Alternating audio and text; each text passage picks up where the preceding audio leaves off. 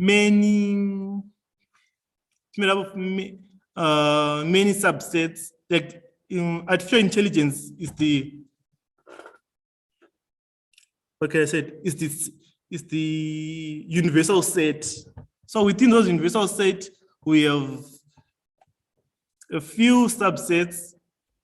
Notably, we have what? Robotics.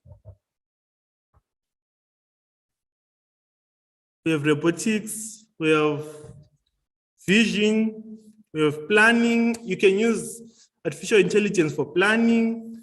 You can use artificial intelligence for speech recognition, expert systems, machine learning, natural language processing. So these are the subsets of artificial intelligence. But today we're going to look more on machine learning. And why machine learning? Because, as we said earlier on, for something to be called intelligent, it should be able to learn. Like the more you give it data, the more it understands this, the more it's able to solve problems. So artificial intelligence became more popular, especially in our generation, because computers, machines, they can now learn, which is a very good thing. They can now learn. So today we're going to talk more on machine learning, deep learning.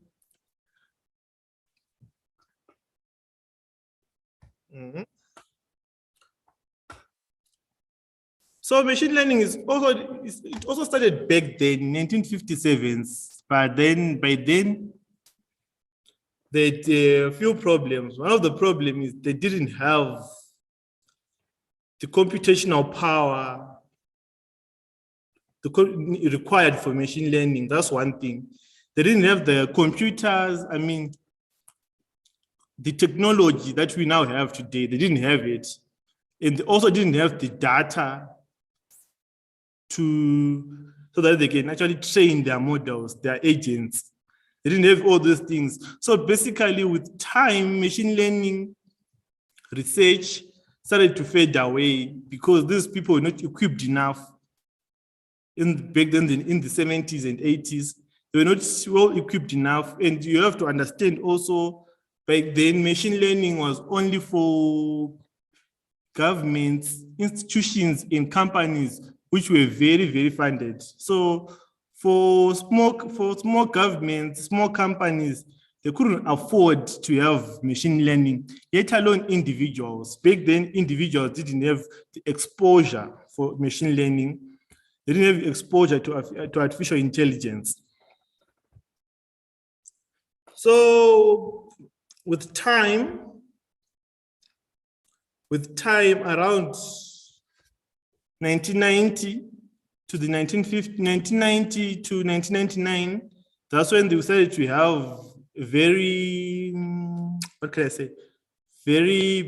good computers. So there's very good computers. That's when we also started to have the internet becoming public. That's when we also started to have more and more people, more and more companies, governments, institutions buying computers. We now could afford to buy computers. So now the notion of machine learning now started to come back again, because now all the limitations that they were there decades back, they were now easily being removed from, they're now being solved. And let me just go through my slides so then we can talk about the funny, the nice part.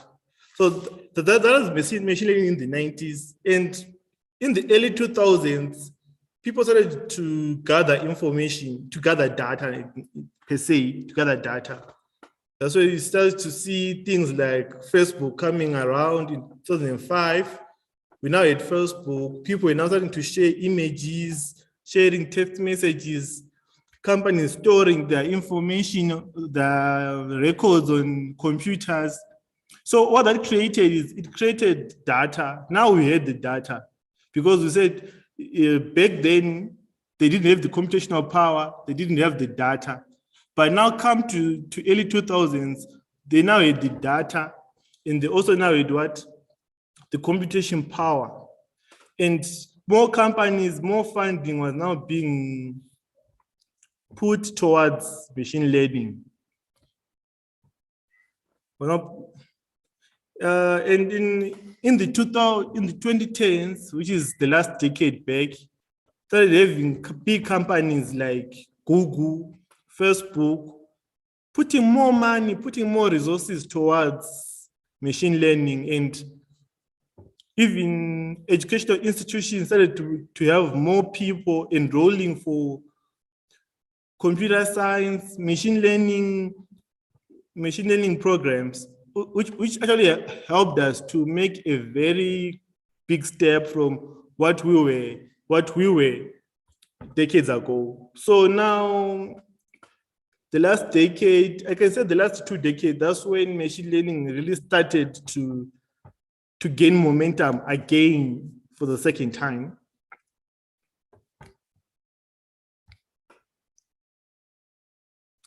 So those are the things that actually happened in 2010. From 2010, we started to have having competitions on who's going to develop a better model. So by doing that, competition created, fast forwarded how machine learning was being implemented, which at the end of the day,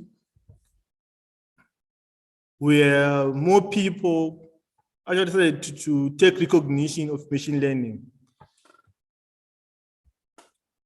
So within machine learning, there was also something else which is down there, like the subset of machine learning. There's a subset of machine learning, which is called deep learning.